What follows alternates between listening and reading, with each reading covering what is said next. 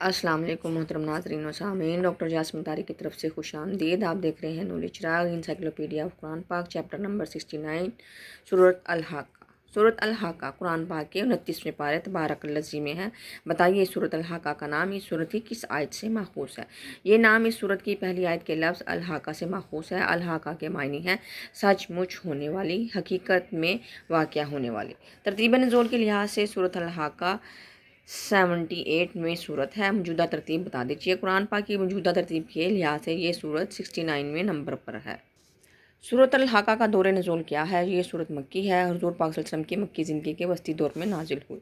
तदाद आयत के एतबार से सूरत अल-हाक़ा 39वीं सूरत है। इसमें कितनी आयत हैं? इस सूरत में कुल 52 आयत हैं। इसमें कोई आयत सद्दा नहीं है। बताइए सूरत अल-हाक़ा के अलावा और किन दो सूरतों में 52 आयत हैं? इस सूरत इब्राहीम और सूरत कलम में भी 52 आयत हैं। सूरत अल-हाक़ा 1134 हरूफ पर मुश्तमिल है। इसका पहला और आखिरी हरफ बता दें।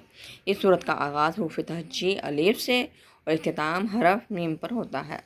सूरत अल-हाक़ा कितने रकूआत पर मुश्तमिल है? सूरत अल-हाक़ा में 2 रकू हैं और ये कुरान पाक की 7वीं मंजिल में है।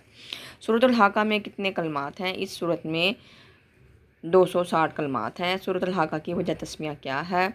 हाक़ा के मानी दो चीज़ों, वो चीज़ जो होकर रहे और साबित होने वाली हो। मुराद इससे मुराद क़यामत है। इस सूरत की इब्तिदा में ये लफ्ज़ आया है, इस वजह से सूरत का नाम अल-हाक़ा रखा गया है। सूरत अल-हाक़ा हुज़ूर पाक सल्लल्लाहु अलैहि वसल्लम की मक्की ज़िंदगी के वस्ती दौर में नाजिल हुई। इसकी शान नुज़ूल बता दें। मक्की दौर के दरमियानी अरसा में जब कफ़ार आखिरत के इनकार पर मुसर थे, अल्लाह ताला ने दलाइल आखिरत बयान फरमाए और हुज़ूर सल्लल्लाहु अलैहि वसल्लम के नबी बरहक होने और कुरान के कलाम में इलाही होने की तस्दीक के लिए ये सूरत नाजिल हुई। वीडियो को लाइक, शेयर और सब्सक्राइब करें। अपनी कीमती राय से ज़रूर आगाह कीजिएगा। अल्लाह हाफ़िज़।